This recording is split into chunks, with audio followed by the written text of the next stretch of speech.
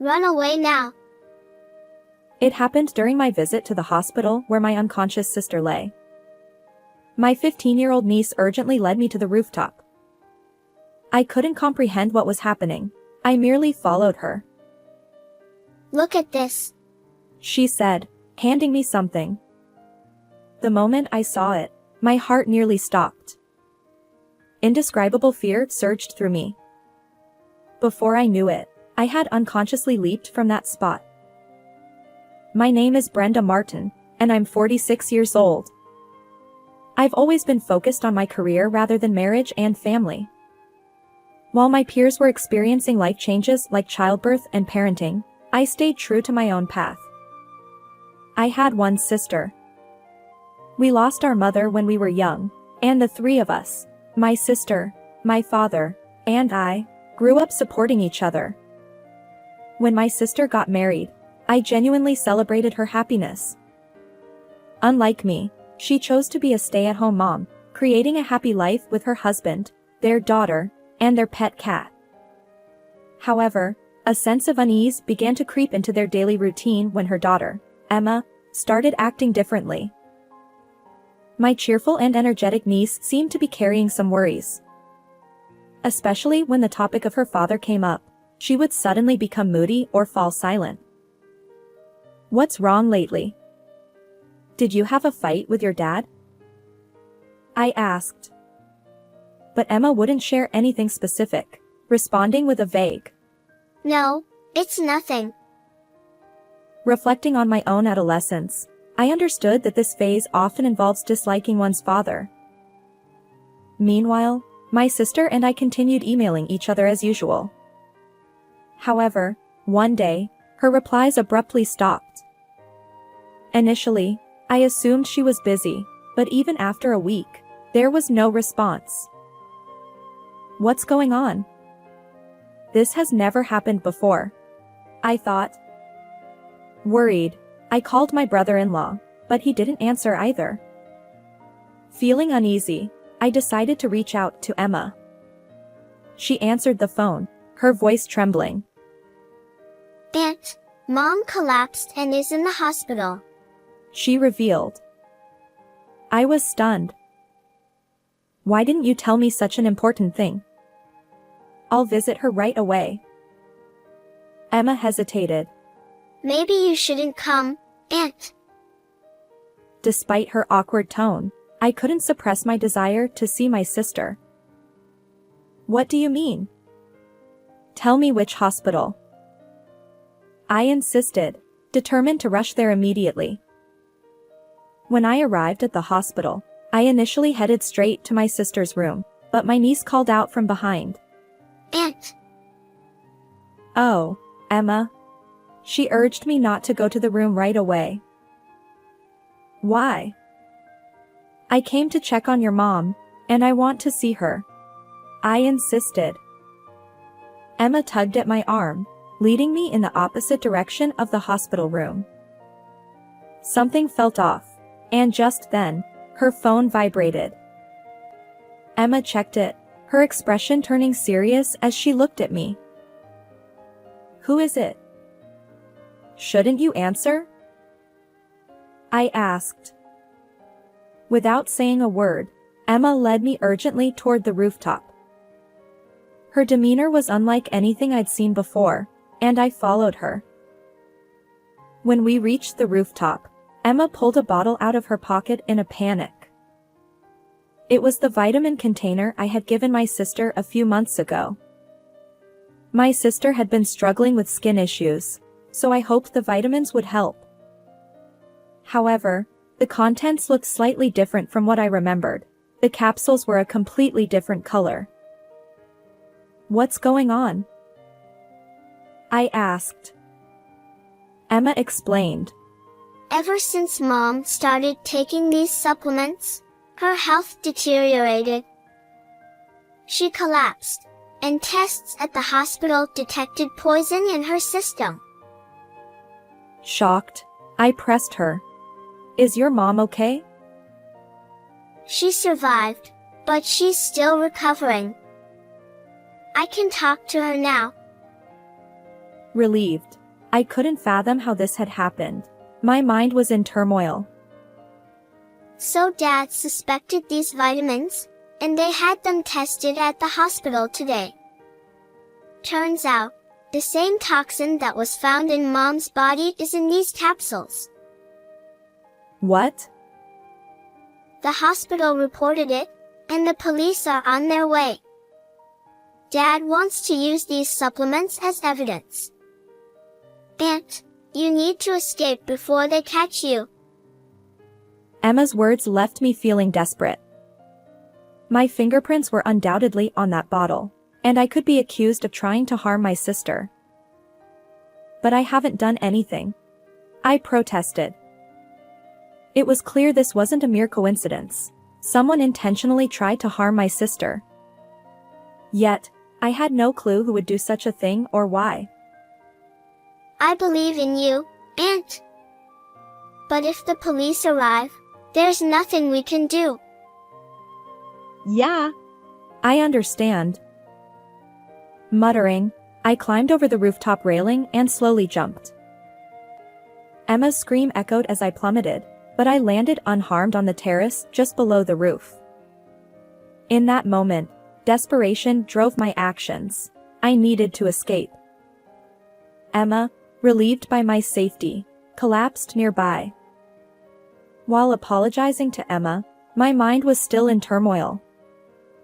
I was torn between the fear of being caught up in something serious and the desire to somehow uncover the truth. So, I hurried out of the hospital, got into my car, and headed towards someone who could help. And the next day, I visited my sister's house, and Emma welcomed me inside. If we search the rooms, we might uncover the truth behind this, I suggested. Yeah, I want to know why Mom ended up like this, Emma replied, her face filled with anxiety. Perhaps she had her own thoughts about the situation. I began searching the familiar rooms, the kitchen, the living room, the dresser, everywhere. Finally, I found decisive evidence that could prove my innocence. This is... Just then, we heard the sound of the front door being unlocked. Emma, are you home? It was my brother-in-law, Richard, entering the room after confirming Emma's return. Brenda? Why are you with Emma? His surprise quickly turned into a stern expression. You should turn yourself in. Stop causing our family more pain. Richard accused me without hesitation. But by then, I already knew. The mastermind behind this incident was Richard himself. Even with this, can you say the same? I pulled a small plastic bag from my pocket. Inside were genuine vitamin pills. These came from your desk drawer, Richard. Did you switch the contents in the bottle? Richard's expression flickered with surprise at my words, but he quickly masked it with a forced laugh. That's not evidence. Stop trying to blame me for your actions. He retorted. It's true that claiming Richard orchestrated everything based solely on this might be a stretch. However, just then, Emma stepped forward. Dad, the evidence isn't limited to this. She held up her phone. On the screen was footage of Richard swapping the capsule contents. My sister's home had a small pet camera installed for monitoring when they were away for extended periods due to their cat.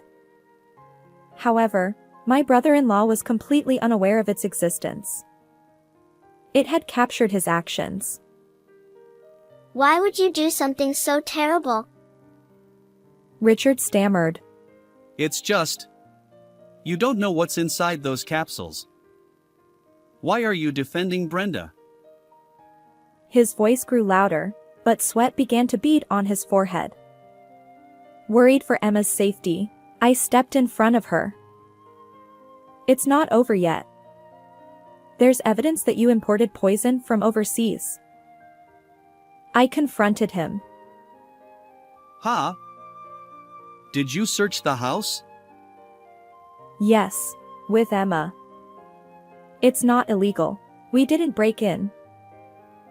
As I spoke, I handed him a piece of paper, a printout of purchase history from Richard's computer. He had imported a poison that couldn't be legally obtained in this country. I overheard Dad talking on the phone. You said if this plan succeeded, the inheritance would soon be yours. And Mom's health has been deteriorating, which seems suspicious. Emma's voice trembled, tears streaming down her face. But I couldn't tell anyone. I've been agonizing over this. If only I'd confided in you sooner. Her eyes held a mix of sadness and relief. I hugged her gently, feeling responsible for not noticing her distress earlier. Meanwhile, Richard paced the room, searching for another excuse. But this time, he was cornered. However, seemingly at a loss for what to say next, he sighed. Fine. It was all my plan. His words cut through the air like a sharp blade. When her father dies, a massive inheritance remains. But I don't have the right to claim it, so I thought of killing my wife. Richard's hand trembled slightly, and his eyes lacked any spark. He appeared emotionally detached. But even if you killed my sister, you wouldn't inherit the estate, I said quietly, trying not to provoke him. That's why I framed you, Brenda. Do you know? If you kill siblings for inheritance, you lose the right to inherit. Is it really just for that? I asked. His plan was far more cruel than we could have imagined. My heart swirled with anger and sorrow. Then Emma would inherit everything from her grandfather. She's still in middle school, so practically everything would be mine. Emma interjected. But Grandpa is still alive. That's why I plan to stage an accident soon, making it look like he. As Richard's words trailed off, the room grew even heavier with tension. Having confessed everything, he seemed lost, unsure of his next move. What do you intend to do? I asked, feigning calm while fear and tension gripped me. Shut up. This marriage was always about my father-in-law's inheritance, and if it weren't for you... He shouted, out of breath, kicking a nearby chair. This can't continue. I thought. Just then, Richard lunged at us. Instinctively, I pulled Emma toward me, holding her small frame tightly. Suddenly, sirens blared from outside. Police! Hands up! I had secretly alerted the police before arriving here. Officers stormed in, swiftly restraining Richard. Brenda! Emma! Help me! She's fine now, right? Tell them it was all a mistake. Not so fast. Your actions endangered my sister's life. You need to face the consequences. I pushed back against Richard's tearful pleas. He stood there, speechless. Finally relieved from tension, we gradually regained our composure. Finally safe, I hugged Emma tightly, feeling her trembling but seeing a hint of calm in her eyes. Take him away. Richard, handcuffed, remained silent, staring blankly. To deliver the final blow to my brother-in-law, I looked him straight in the eyes. You didn't need to do all this. The inheritance was already yours. What do you mean? His eyes widened, and he swallowed hard. Yesterday, I visited our dad. He liked you and intended to share the inheritance from the start. But now, That's all null and void. I revealed. Yes, the person I met was our father. In fact, when Emma and I talked on the hospital rooftop, she mentioned that Richard had discussed inheritance matters on the phone. So, I went to investigate our father's estate. This can't be. His expression at that moment will stay with me forever. Confusion and despair seemed to crash over him simultaneously, shock rendering him speechless. Subsequently, Richard was naturally arrested, and the news spread nationwide. He faced societal consequences, and his life after release would undoubtedly be challenging. Meanwhile, my sister recovered safely after ingesting a small amount of poison. Of course, my sister divorced my brother-in-law, and she is claiming $30,000 in alimony and child support. Ironically, he will now be burdened with those payments, having aimed for the vast inheritance. As for me, I continued visiting my sister and niece, supporting them in their lives. Just as we did in childhood, my sister and I would face the future together, bound by unbreakable ties. Believing that beyond adversity lies a bright future. Please consider subscribing to our channel. Until next time in our next video.